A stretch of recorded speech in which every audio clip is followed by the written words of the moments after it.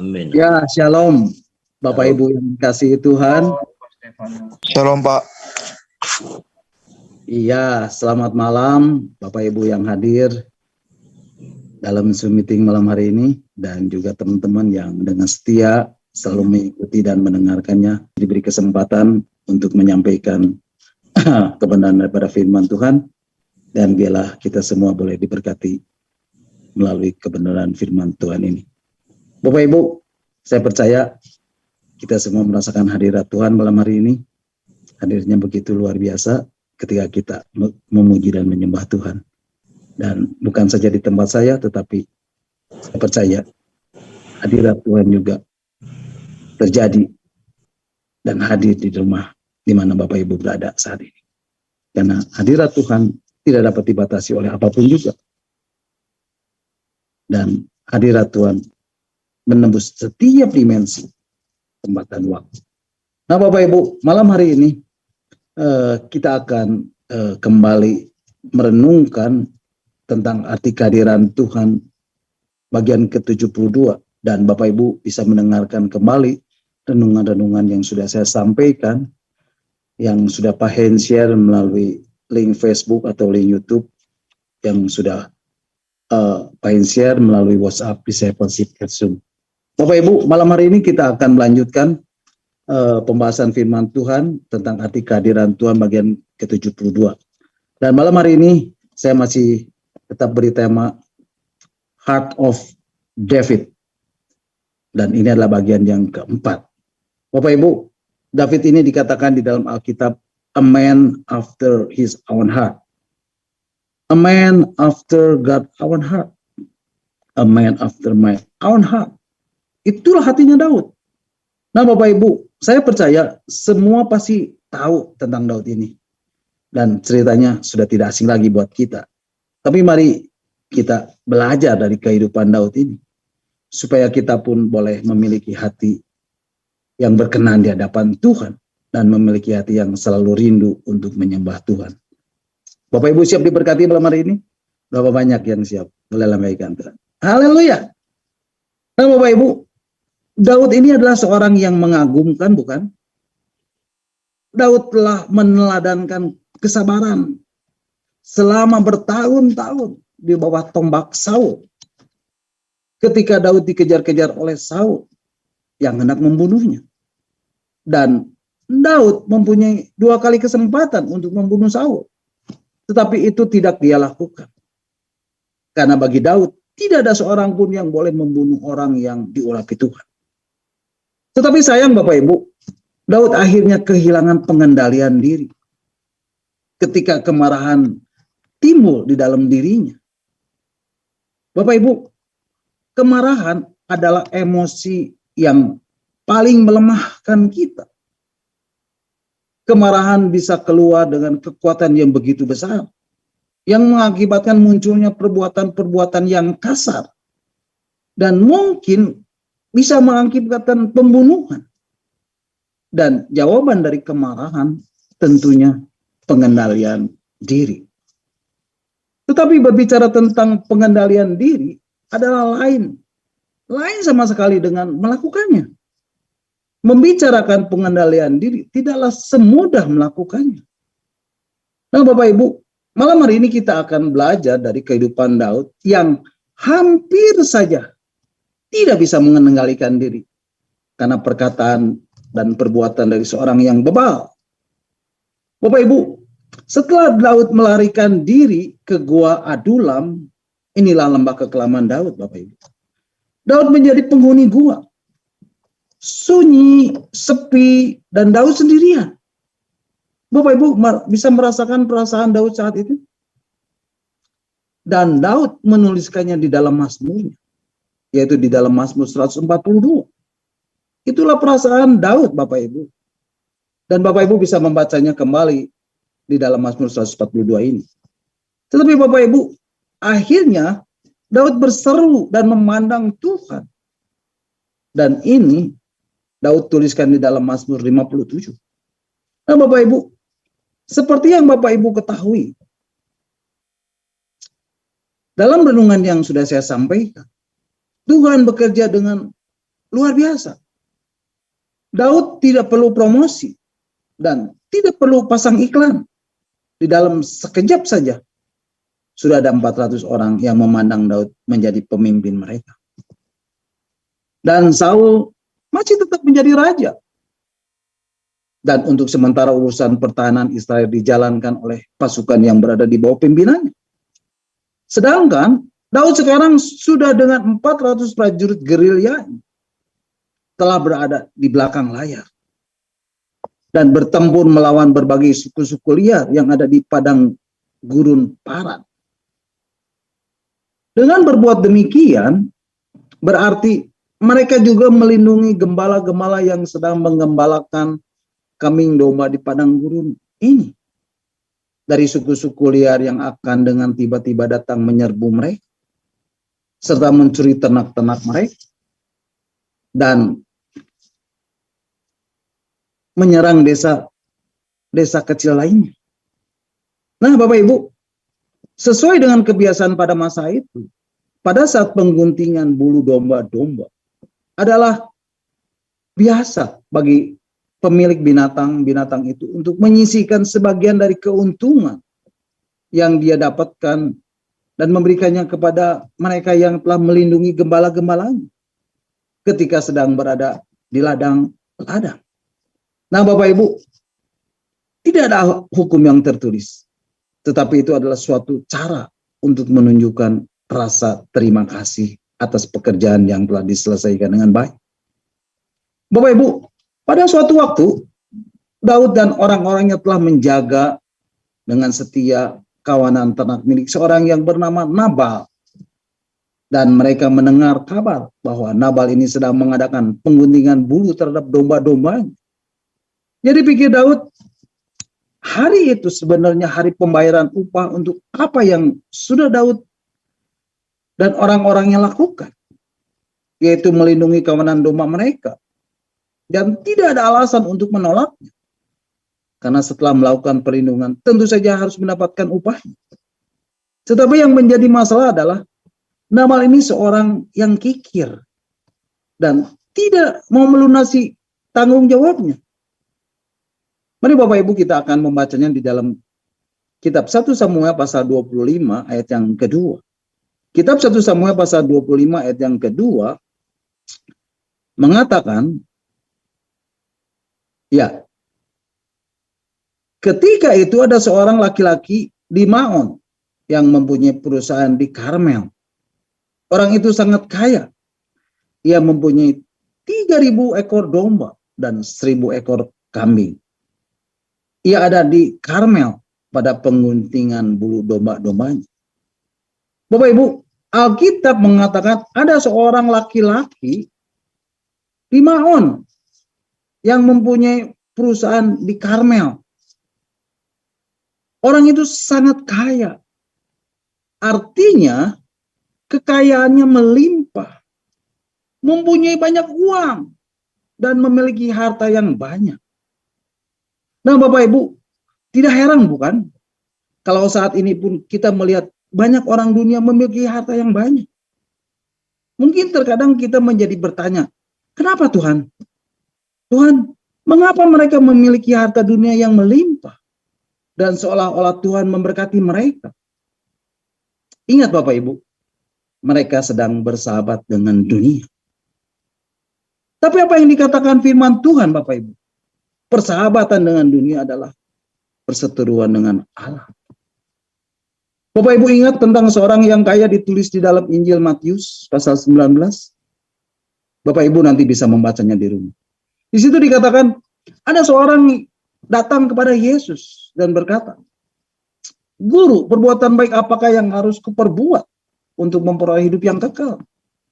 Jawab Yesus, apakah sebabnya engkau bertanya kepadaku tentang apa yang baik? Hanya satu yang baik. Tetapi jika engkau ingin masuk ke dalam hidup, turutilah segala perintah Allah. Kata orang itu kepadanya, perintah yang mana? Kata Yesus, jangan membunuh, jangan berzina, jangan mencuri, jangan mengucapkan saksi dusta. Hormatilah ayahmu dan ibumu, dan kasihanilah sesamamu. manusia seperti dirimu sendiri. Kata orang itu kepadanya, semuanya telah kuturuti, apalagi masih yang kurang. Kata Yesus kepadanya, jika engkau hendak sempurna, pergilah, jualah segala milikmu dan berikanlah itu kepada orang-orang miskin. Maka engkau akan beroleh harta di sorga. Kemudian datanglah kemari dan ikutlah aku. Ketika orang muda itu mendengar perkataan itu, pergilah ia dengan sedih, sebab banyak hartanya. Bapak Ibu, itulah gambaran dari seorang yang memiliki persahabatan dengan dunia, Bapak Ibu. Ketika Tuhan menyuruhnya untuk menjual hartanya dan memberikannya kepada orang-orang miskin, dan kemudian Yesus katakan, ikutlah aku. Apa yang ia perbuat, Bapak Ibu? Pergilah ia dengan sedih, sebab banyak hartanya. Nah kemudian Bapak Ibu, di dalam Injil Lukas pasal 12, Yesus juga mengatakan dalam sebuah perumpamaan tentang orang kaya ini. Dan dikatakan, ada seorang kaya, tanahnya berlimpah-limpah hasilnya. Ia bertanya dalam hatinya, apakah yang harus aku perbuat? Sebab aku tidak mempunyai tempat di mana aku dapat menyimpan hasil tanahku. Lalu katanya, inilah yang akan kuperbuat.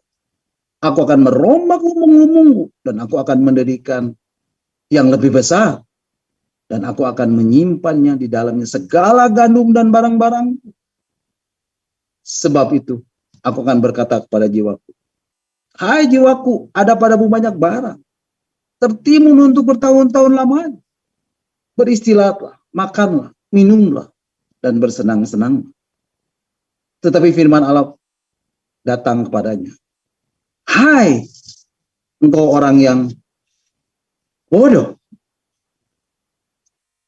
Pada malam hari ini juga, jiwamu akan diambil daripadamu. Dan apa yang telah kau sediakan, untuk siapakah itu nanti?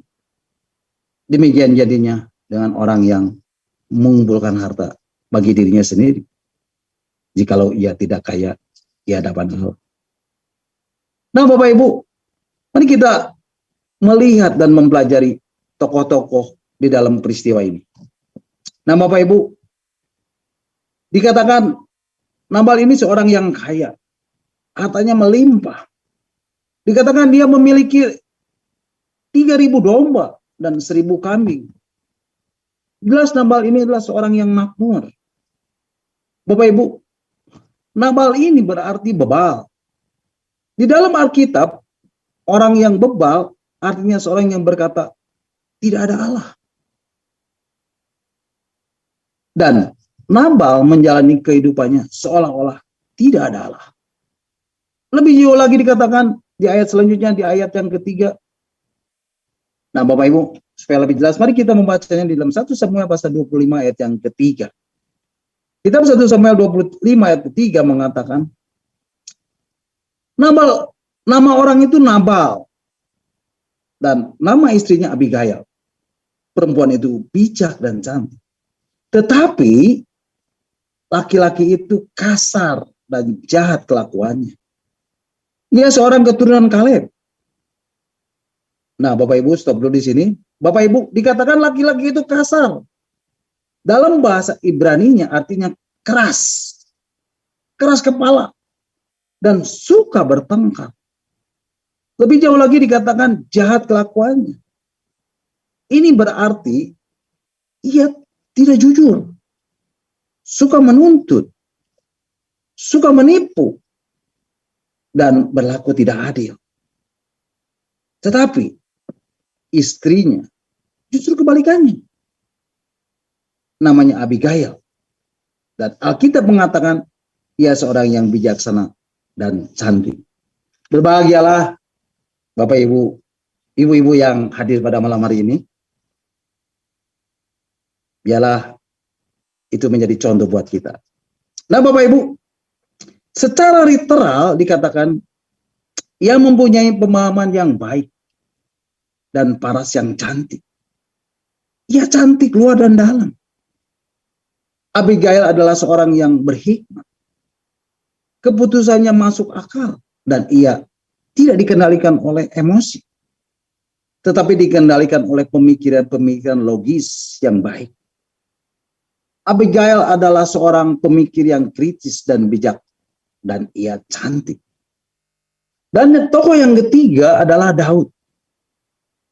Daud adalah seorang yang terlatih, yang telah melakukan tugasnya menjaga ternak di padang gurun dekat Karmel. Daud dan orang-orangnya adalah pasukan ulung yang telah melakukan tugasnya dengan setia dan tanpa bersuara. Nah, Bapak Ibu, di ayat selanjutnya dikatakan, mari Bapak Ibu kita akan membacanya di dalam 1 Samuel pasal 25 ayat 4 dan 4 sampai 6. Kitab Samuel pasal 25 ayat 4 sampai 6 mengatakan, ketika didengar Daud di padang gurun bahwa Nabal sedang menggunting bulu dombanya, maka Daud menyuruh 10 orang, dan kepada orang-orang itu Daud berkata, pergilah ke Karmel dan temuilah Nabal. Tanyakanlah keselamatannya atas namaku. Ayat yang ke-6. Dan sampaikanlah salam ini kepadanya. Selamat. Selamatlah engkau. Selamatlah keluargamu. Selamatlah segala yang ada padamu. Bapak Ibu, Daud mengirim salam damai kepada Nabal. Selamatlah engkau. Selamatlah keluargamu dan segala yang ada padamu. Dan Daud mengirim pesan dan menyuruh orang-orangnya berkata, baru-baru ini aku mendengar bahwa engkau mengadakan pengguntingan bulu domba. Adapun gembala-gembalamu yang ada dengan kami, tidak kami ganggu. Tidak ada sesuatu yang hilang daripada mereka selama mereka ada di Karmel. Tanyakanlah kepada orang-orangmu, mereka tentu memberitahukan kepadamu. Sebab itu biarlah orang-orang ini mendapat belas kasihan. Bukankah kami datang pada hari raya? Berikanlah pada hamba-Mu ini dan kepada anakmu Daud apa yang ada padamu. Bapak Ibu, ini menarik Bapak Ibu. Daud sendiri tidak pergi untuk menemui Nabal dan tidak mengintimidasi Nabal dengan seluruh pasukannya. Tetapi Daud hanya mengirim 10 orang. Daud tidak memanfaatkan kedudukannya atau muncul dengan ratusan pasukan berkudanya. Tidak Bapak Ibu. Tapi sebaliknya dia mengirim beberapa orang dan berkata, kumpulkan apa saja yang dia beri buat kita dan ambillah itu untuk kita. Maka orang-orang Daud pergi ke tempat Nabal dan menyampaikan salam dan pesan Daud. Tetapi apa yang dikatakan Nabal Bapak Ibu?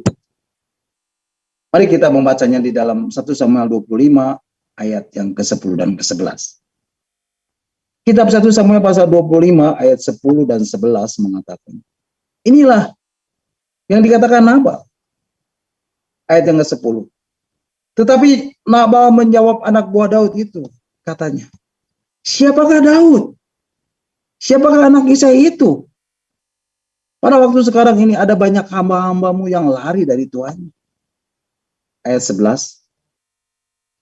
Masakan aku mengambil rotiku, air minumku, dan hewan bantaian yang kubantai bagi orang-orang pengguntingku, untuk memberikannya kepada orang-orang yang aku tidak tahu dari mana mereka datang.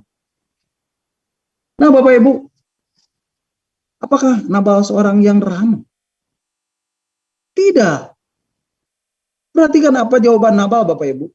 Masakan aku mengambil rotiku, air minumku, dan hewan bantaian yang kubantai bagi orang-orang penggantiku, untuk memberikannya kepada orang-orang yang aku tidak tahu dari mana mereka datang.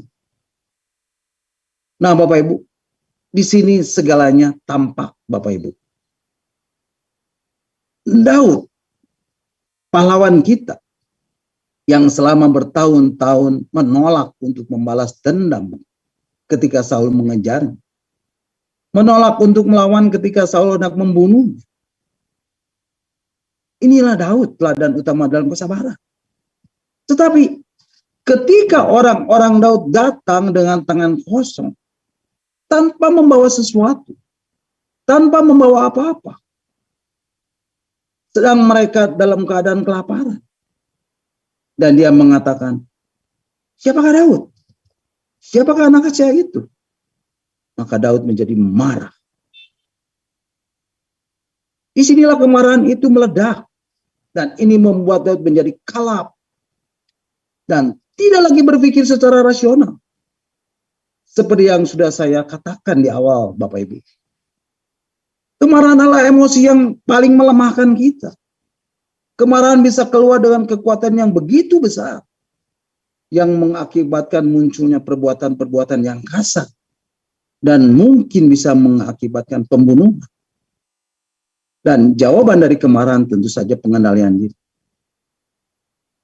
Bapak Ibu, mari kita lanjutkan membacanya dalam kitab 1 Samuel pasal 25 ayat 12 dan 13. Kitab 1 Samuel 25 ayat 12 dan 13 mengatakan,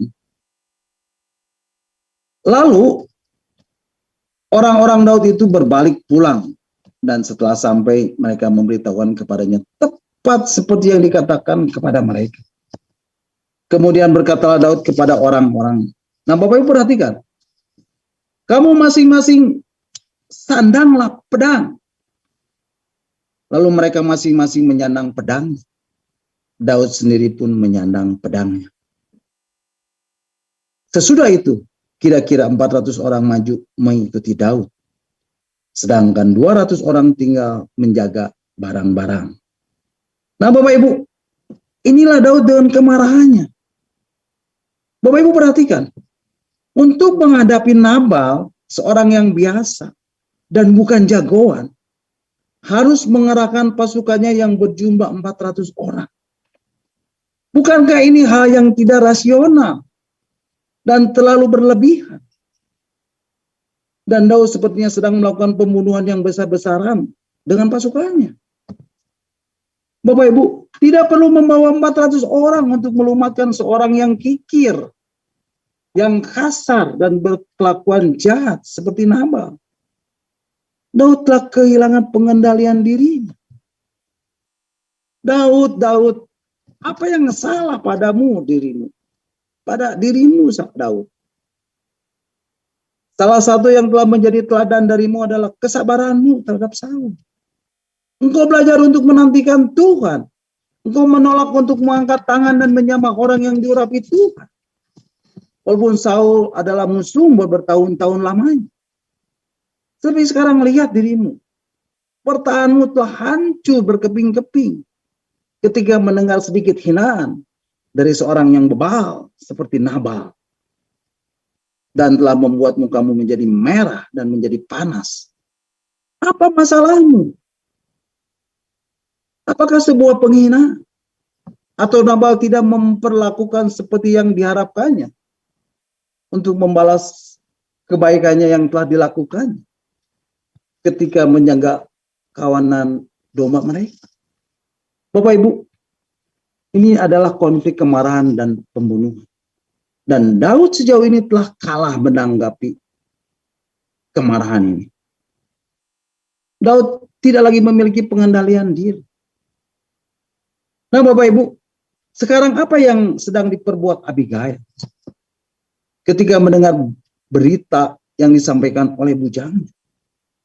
Mari Bapak Ibu kita akan lanjutkan dan kita akan membacanya di dalam kitab 1 Samuel pasal yang ke-25 ayat 14 sampai 17. Ya, kitab 1 Samuel pasal 25 14 sampai 17 mengatakan, tetapi kepada Abigail, istri Nabal, telah diberitahukan oleh salah seorang bujangnya, katanya, ketahuilah, Daud menyuruh orang dari padang gurun untuk memberi salam kepada Tuhan kita. Tetapi ia memaki-maki mereka. Padahal orang-orang itu sangat baik kepada kami. Mereka tidak mengganggu kami.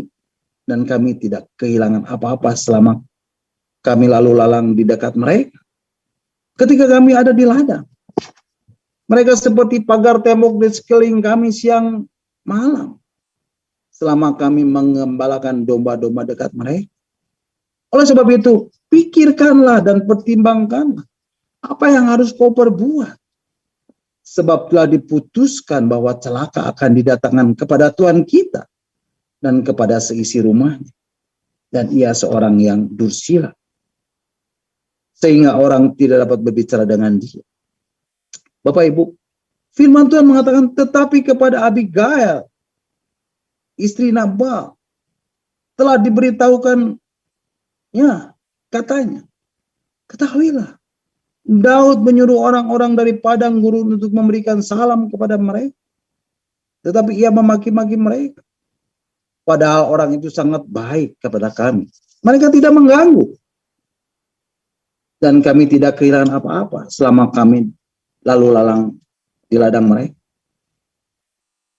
Ketika kami di ladang, mereka seperti pagar tembok sekeliling kami. Siang malam.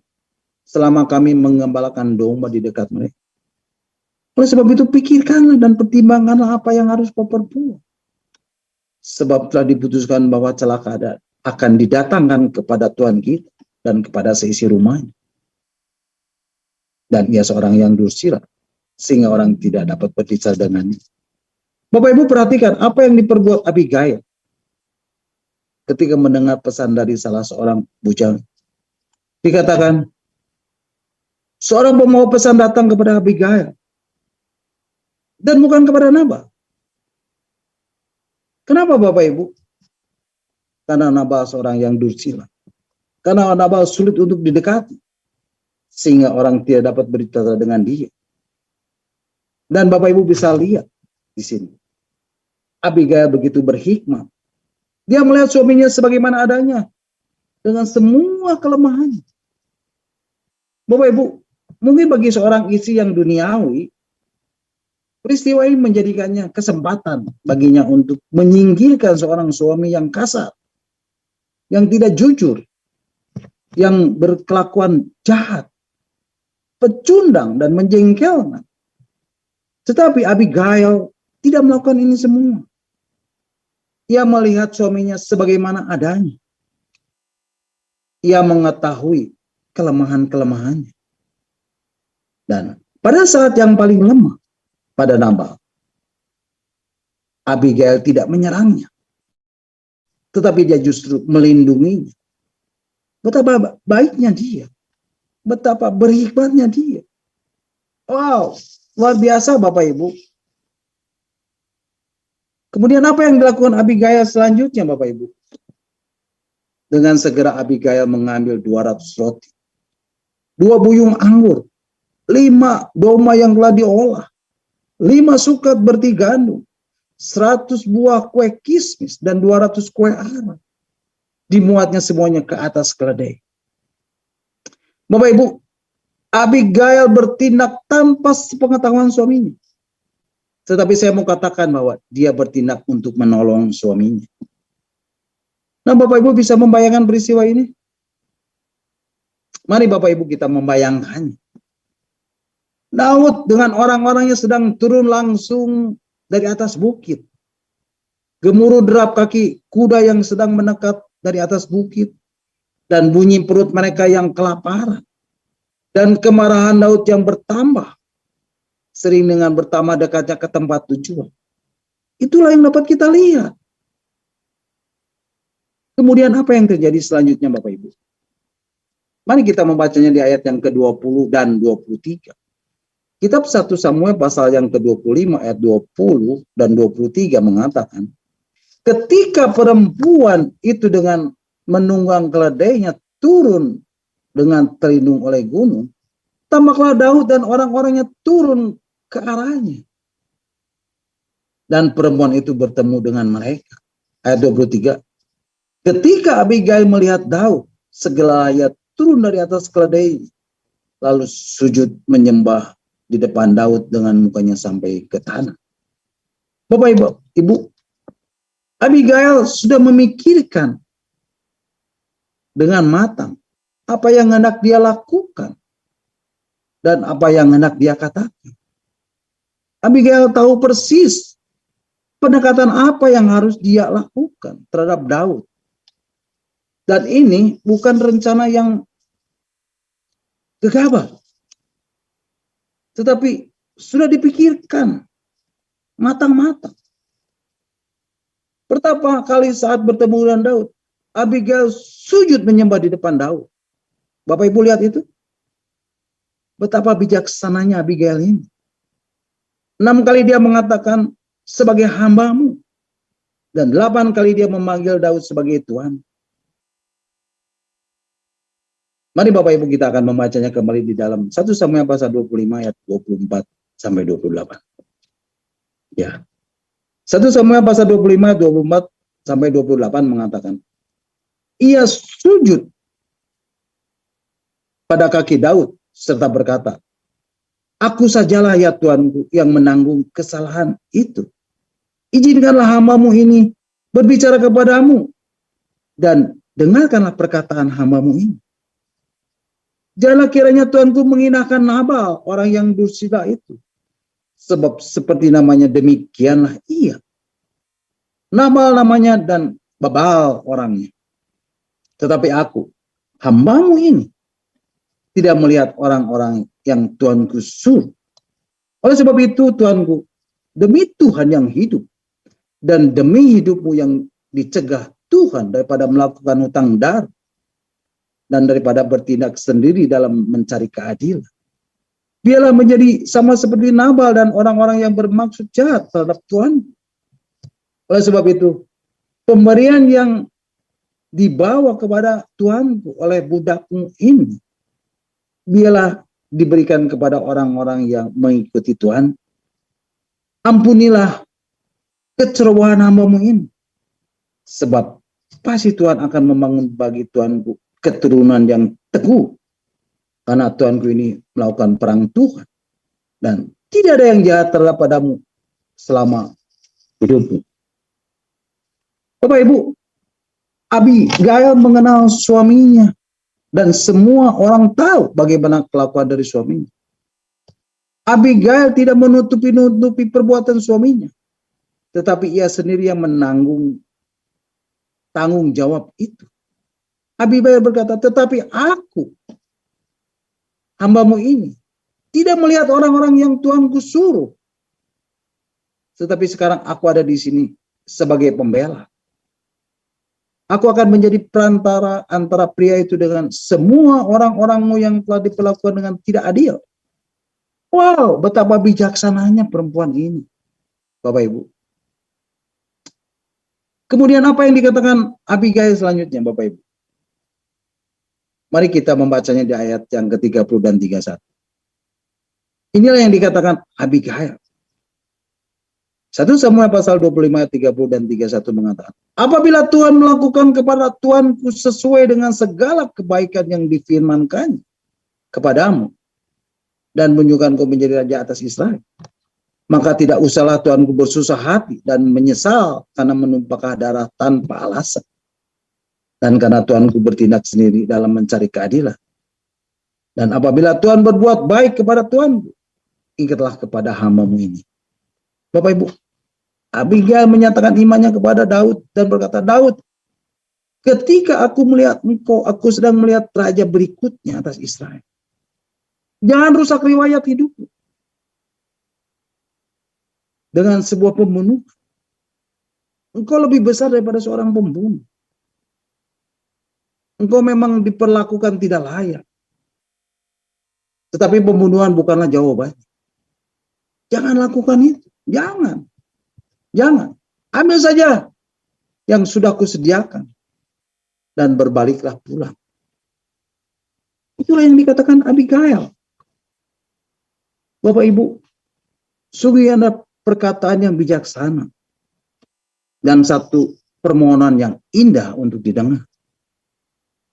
Bapak Ibu, ketika Bapak Ibu dihadapkan dengan keputusan yang kritis, kadang-kadang Bapak Ibu harus melakukan sesuatu yang kreatif. Dan Bapak Ibu harus menyadari bahwa tidak ada buku pegangan yang memberitahu apa yang harus Bapak Ibu lakukan itu, selain daripada firman Tuhan.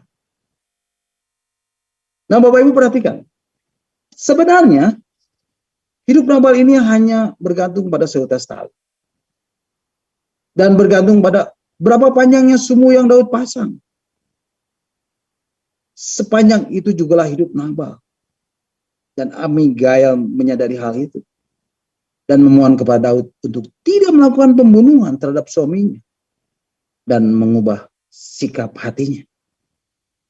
Dan akhirnya Bapak Ibu, Daud mengurungkan niatnya untuk membunuh Nabal karena perkataan yang penuh hikmat dan bijaksana dari seorang perempuan yang bernama Abigail. Dan apa yang Daud lakukan, katakan kepada Abigail, Bapak Ibu. Mari Bapak Ibu kita akan membacanya sebagai ayat-ayat terakhir dalam kitab 1 Samuel pasal 25 ayat 32 dan 33.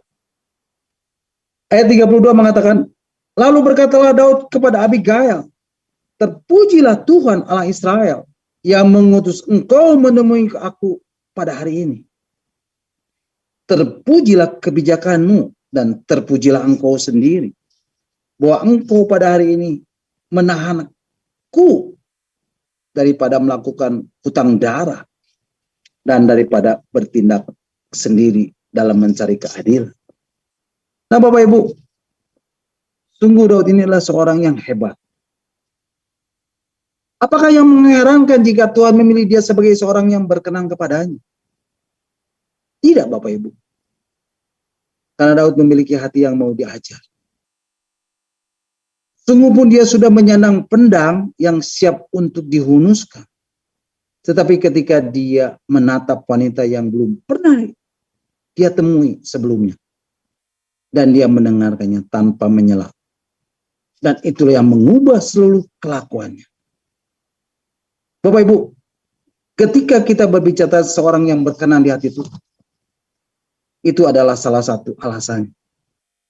Dan Daud memiliki hati yang mau berubah dan mau diajar. Bapak Ibu, itulah hatinya Daud. Sehingga Daud dikatakan seorang yang berkenan di hati Tuhan. Dan Bapak Ibu, di akhir dari peristiwa ini, kemudian keesokan harinya, Abigail menceritakan semua itu kepada Nabal. Dan seketika itu juga, jantungnya membatu. Dan kira-kira 10 hari sesudah itu, Tuhan memukul Nabal sehingga ia mati. Jadi Bapak Ibu, akhirnya Tuhan yang menghukum Nabal. Dan Daud tidak melakukan sesuatu yang salah. Dan ketika terdengar kabar kepada Daud tentang kematian Nabal ini, dan akhirnya Daud melamar Abigail untuk menjadi istrinya. Dan kemudian berkemaslah Abigail dengan segera. Ia menunggang keledainya dengan diiringi 5 orang pelayan perempuan. Ia mengikuti suruhan Daud itu dan menjadi istri Daud. Amin. God bless you all. Nah Bapak Ibu, sampai di sini dulu dengan kita malam hari ini. Dan saya percaya setiap firman Tuhan, setiap kebenaran ini akan mengubah hidup Bapak Ibu, saudara dan saya. Dia adalah firman yang hidup. Dia adalah firman yang kuat. Dia adalah firman yang tajam. Yang menembus setiap dimensi kehidupan kita.